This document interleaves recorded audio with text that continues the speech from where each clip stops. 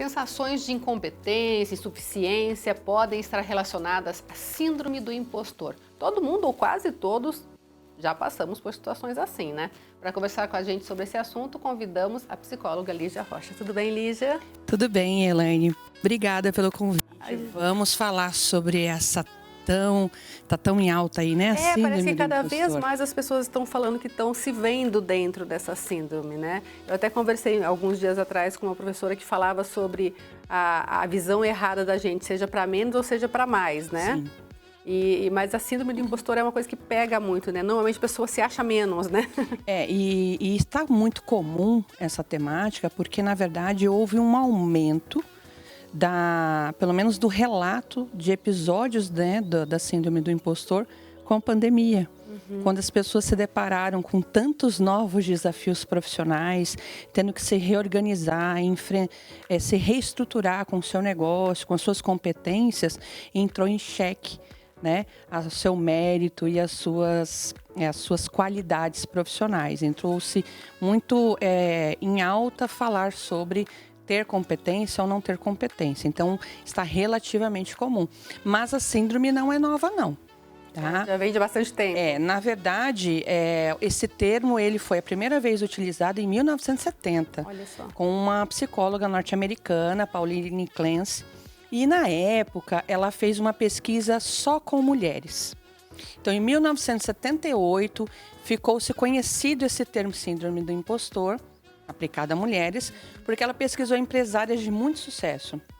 E todas elas tinham em comum essa visão distorcida sobre o próprio mérito, sobre as próprias capacidades profissionais. Tinham sucesso, tinham resultados, mas ligavam isso à sorte, à ajuda externa, a estar no lugar certo no momento certo, né? Que é o que configura a síndrome. As pessoas às vezes acham, Elaine, que a síndrome ela é uma patologia, a síndrome do impostor. Na verdade, ela não é, mas é importante quem nos escuta que ela pode ser um gatilho para síndromes.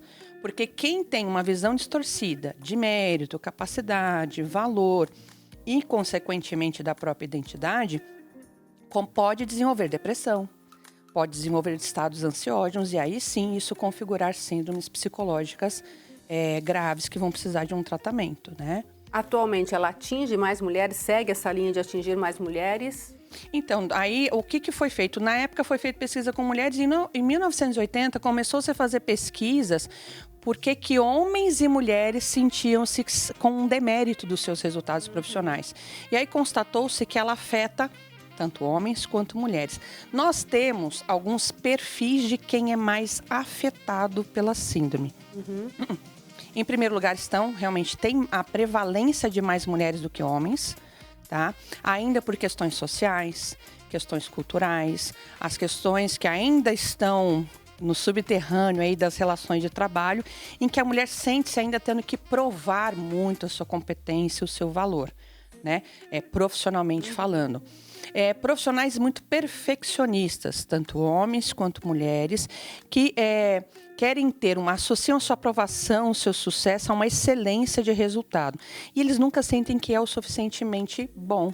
Então, eles acabam criando um mecanismo de autossabotagem. Por quê? Porque eles estão buscando a performance perfeita. Então, a síndrome pode atingir esses profissionais.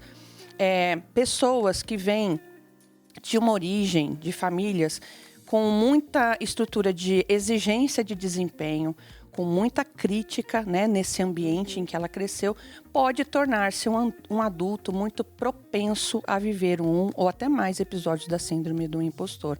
E pessoas que são muito competentes, muito boas no que fazem, quando se vê em um novo desafio ou numa promoção, elas caem na armadilha do impostor, que fala assim, nossa, será que eu mereço estar aqui? Por exemplo, artistas de TV, jogadores, atletas de alta performance também experimentam a síndrome. Mas o que a gente tem encontrado, pelo menos na minha experiência, quem sinaliza, quem verbaliza mais ainda são mulheres. Talvez pela abertura de poder falar sobre isso, mas os homens também sofrem com a síndrome. Agora, é uma situação que pode prejudicar e muito a vida de uma pessoa, né? Sim. Porque Às vezes ela tem toda a competência, claro, foi escolhida para aquele cargo e ela acaba se sabotando e acaba ou perdendo o trabalho, não se sentindo merecedora, ou às vezes nem aceitando aquele desafio, né? Existem algumas características que acompanham quem está vivendo o episódio, né? O momento dessa visão distorcida do seu mérito, porque é isso que é a síndrome, né? A pessoa, ela se acha uma impostora, ela acha que a qualquer momento ela vai ser desmascarada. Fala assim, olha, vamos perceber que eu não sou tão bom assim, né? E a pessoa está sempre em um estado de alerta com relação ao que ela está fazendo. Então, nós temos algumas características. São pessoas que são ocupadas demais, fazem muita força para agradar, são muito ocupadas e nem sempre produtivas, vão funcionar no mecanismo de abandono de tarefas que possam, na cabeça dela, questionar ou gerar algum tipo de fracasso. Que aí ela vai ser descoberta. Né? Procrastinam, ficam adiando, porque quem adia evita avaliação. Né? Fazem o mecanismo da autossabotagem, são pessoas que são sabotadoras do gerenciamento do seu tempo e o principal, fazem muita força para agradar. E o que acontece então como consequência? Quem não acredita na própria capacidade, quem tem uma visão distorcida de merecimento, valor, identidade e capacidade, começa a se autossabotar. Né? Começa a não acreditar em si e nutre um sentimento de insegurança e uma baixa estima.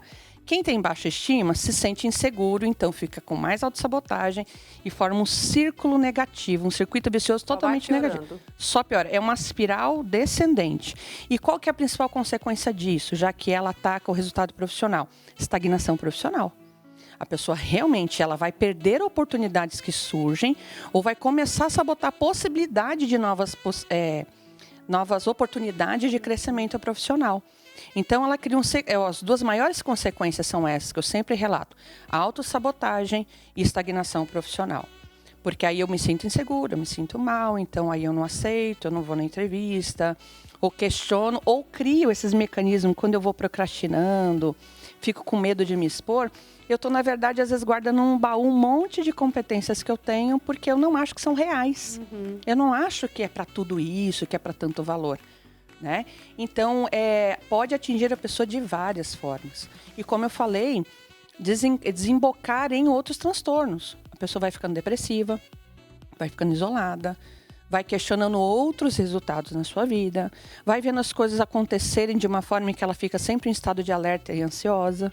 E isso aí sim vai entrar em outros transtornos psicológicos bem graves. E que a gente pode dar como sugestão, de repente, para uma pessoa que está vivendo uma situação como essa? Claro, procurar ajuda, principalmente, sim, né? Mas tem alguma dica que você pode deixar para uma pessoa que, de repente, fala, nossa, estou passando por isso? Independente da ajuda. Existe uma ajuda profissional, e aí eu falo que é comprovado que a psicoterapia é um dos processos que realmente ajuda mais nesse caso. Né? E eu vivencio isso e vejo que realmente ajuda, porque ajuda a pensar diferente sobre si mesmo. Mas o que dá para ir fazendo em casa, dá para ir fazendo na rotina? Evitar uma coisa que eu acho que hoje é um crime com todo mundo. Evitar as comparações. Né? Eu acho que as redes sociais elas vêm para somar muita coisa, mas elas judiam. Exatamente. De muitas formas, comparações fakes, comparações muito injustas, né? Então, evitar comparações desnecessárias. Olhar, fazer uma linha do tempo para todas as conquistas que teve até o presente e perceber de maneira bem racional que competências eu tive que acionar para conseguir esses resultados. Por quê? Porque aí você vai ter evidências reais, concretas, que combatem essa fantasia. Também, procurar feedback com pessoas de confiança. Porque uma pessoa de confiança vai falar assim, olha, realmente você é muito competente nisso. E se houver alguma falha, ou alguma coisa a desenvolver, pessoas realmente que gostam da gente, ou que realmente acompanham nossos resultados, vão ter a liberdade de dizer. Aprender a fazer uma declaração e treinar isso. A gente fala muito de pitch de venda hoje, mas eu falo que a gente tem que fazer o pitch de venda pessoal, né? Fazer uma declaração positiva das competências que eu tenho, dos produtos e serviços que eu venda, que eu trate como empreendedor ou colaborador, para poder apresentar a si mesmo de uma forma confiante. Então, eu trabalho muito isso com as pessoas que eu atendo.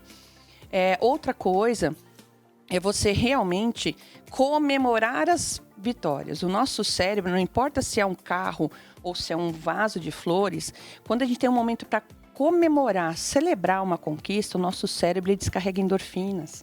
Ele entende isso como um momento de vitória, né? E a gente precisa de ter essas experiências comemoradas para nutrir uma relação de autoestima com as coisas que a gente consegue conquistar verdadeiramente. Evitar a visão também distorcida do que é uma falha, do que é, entre aspas, fracassar. Porque isso eu falo que é um bichinho que fica no porão ali, ocorre uma falha, precisa de, então, entender como é que eu entendo a minha falha. Né? Será que eu exagero? Ela me sabota tudo que eu faço ou ela pode ficar de outra forma? Então, essas são dicas de forma de pensar ou de agir no dia a dia. E o principal, Elaine, nutrir o hábito. Isso eu acho que para todo o quadro, né, de funcionamento, para a gente ter uma melhor saúde emocional, nossa inteligência emocional crescer, é a gente ter o hábito de tirar um momento para fazer autoobservação, de pensar sobre o que eu penso.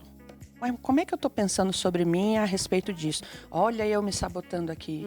Olha eu com aquele... Sabe a história do anjinho e do capetinho? Olha eu dando voz para aquela vozinha que está querendo me puxar lá para baixo. Mas isso faz sentido? Não, não faz. Então eu tenho que aquietar essa voz. E buscar a evidência, o real. Então assim, não, mas eu estou aqui, eu fiz tal resultado. E buscando e vendo assim, não, eu tenho as minhas competências, meus dons e talentos. E isso é real.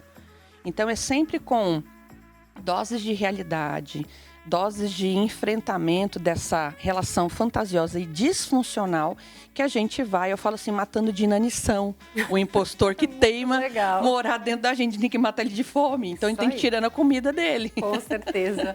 Muito obrigada pela sua participação aqui com a gente, viu? Eu que agradeço, Elaine, a oportunidade e que todos tenham uma ótima semana sem nenhuma sabotagem, sem impostor. Com certeza, obrigada.